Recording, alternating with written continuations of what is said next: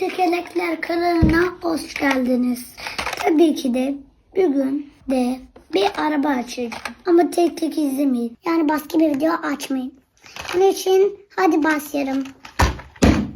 İlk olarak bunun adı Porsche. Bence bunu şimdi tek seferde açacağım. Hiçbirini açamadım. Bakalım bunu açacağım mı? Bu da şimdi artık şundan açalım. Buradan da açalım. O zaman bu taraftan açacağım. Arkadaşlar bu Porsche'nin bu zat rengi mavi. En sevdiğim renk. Şurada Hot Wheels minicik beyazı var. Ayrıca siyah beyazlık da var burada. Ayrıca art kısmı da gerçekten Hot Wheels gibi. Annemin şarjı yok, onun için şimdi böyle bitireceğim. Beni takip edip kanalıma abone olmayı unutmayın.